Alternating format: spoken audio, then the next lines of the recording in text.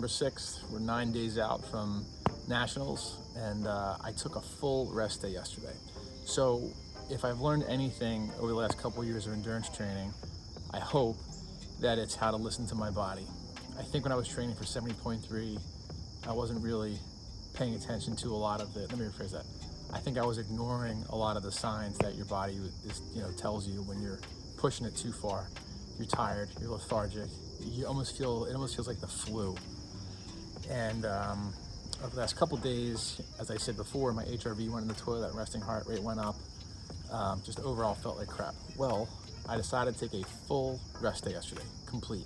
No swim, bike, run, no weights, nothing. I worked from the couch all day, had a ton of work to do for my job. So I did all that yesterday on the couch, stayed just completely flat for most of the day as I could. And voila, it works.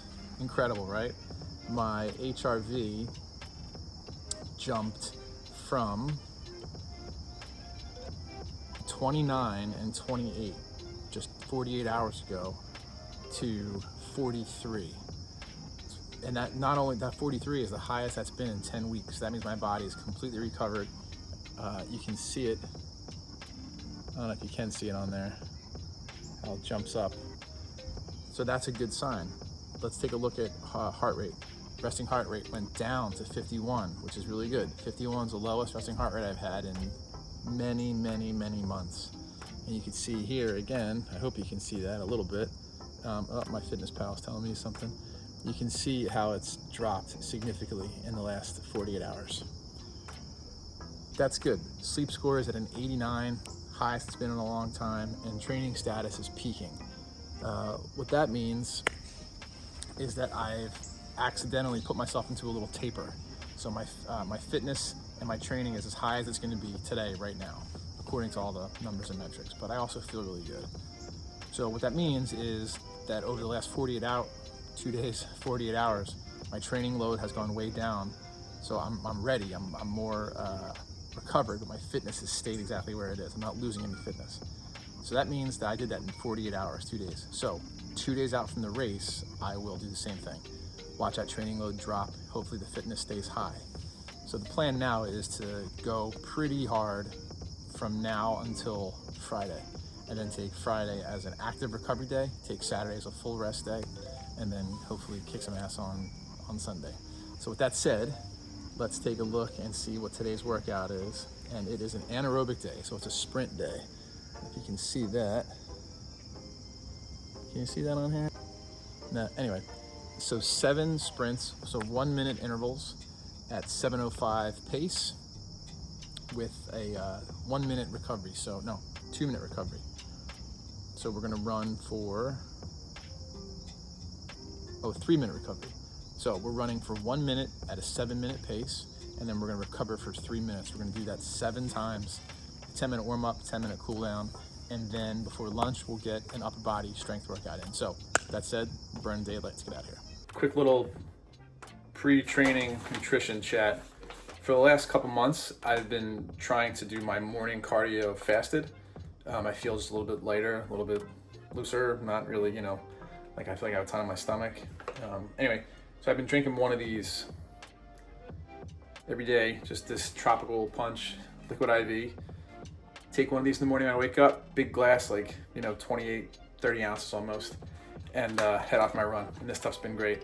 And on the way back, if it's a real hot day or a real long day, I'll do another one of these, or I'll have an LMNT packet. So yeah, good morning electrolytes, feel great, run great. That's it.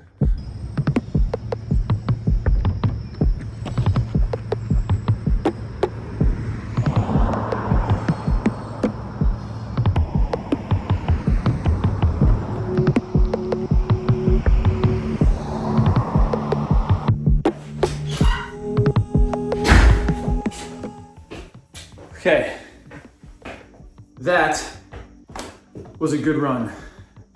That was great after coming back from 3 days of feeling like crap. So I'm just gonna get right into it. So let's take a look at some numbers. So today's workout was 7 1 minute anaerobic repeats at a 7:05 pace. Now, for some reason, for me, 705 is a very hard number to lock into. I can lock into the 630 really well. I can lock into the 8-ish really well, but for some reason that 705 is tough. So here are the intervals, all 7 based on pace. Again, these were 1-minute efforts. 636, 648, 619, 650, 731, 712, 716. So you can see it took me 1, 2, 3, 4. It took me until like the 4th or 5th effort to be able to feel what 705 should feel like. I kept looking down, at my watch to pace it. I want to be able to do that more on feel. It's just going to take a lot of practice, which is fine. So I'm happy with that. I'd rather be feeling and go a little faster than feeling I'm doing it right and be slower. So that's good. Let's take a look at some of the body stuff. Look, I'm a big numbers nerd. I'm a data nerd, but I don't want this to dictate my life and rule my life. But it is interesting when you start to feel a certain way over the course of days. You're tired, you're more tired and sluggish, weak, and then the watch validates it. That's nice. I've also made an effort to really stick to the Garmin daily suggested workouts for this whole training cycle, starting back in April, and it's really worked. It's made me, the training has been productive, so my fitness is going up. I'm not getting worn down, aside from a couple days ago. So trust the process, and it's been working. So a couple days ago, my sleep score was a 79, the lowest it's been in weeks. Today it was 89. My resting heart rate 2 days ago was 57, high for me, dropped to 51. That's a big drop, that's good. Heart rate's recovering. HRV, the big one. 2 days ago, it was a 28. I woke up this morning, it was a 43. That feels really, really good. My body battery, when I woke up this morning, was full max, 100. And even after this run, it only went down to 83. So all the signs, how I feel, all the metrics, it's all trending back up, which I'm really, really happy about, especially considering what's coming up. So take a look at the heart rate zone breakdown. 9:49 was spent in zone 1, 2014 was spent in zone 2. So that's your warm up, that's your zone 2, your base aerobic. That's where the majority of today's run was. You're getting a lot of that from the recovery in between intervals. It was 3 minutes rest. 10 minutes and 50 some seconds, 57? 10:57 was spent in zone 3, high aerobic, and 1:35 was spent in zone 4. So I'm really happy with that, because even at those fast paces for me, 6:19, that's fast for me. My heart rate was still between 159 and 165, so for the whole time. So I'm really, really happy with that. My recovery heart rate was good. So, make a long story short, I'm really happy with all these numbers. I'm gonna go in, I gotta start work. I'm gonna try to do what I did yesterday, spend as much time just relaxing while I'm working.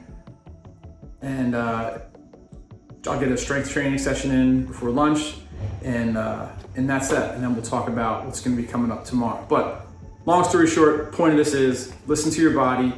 If you feel like you should take a rest, and not just like, I don't feel like I'm not motivated, but if you really feel like, hey, my body's starting to shut down, and you have the data to back it up, put those two things together, the data and the feel, and take a full rest day. Your body will recover. Mine happened to take a little bit longer, probably because I worked through that dip in how I was feeling. I just pushed right through. Can't do that. So anyway, time for breakfast, time for work, and we'll pick this back up on our lunch break. So yeah.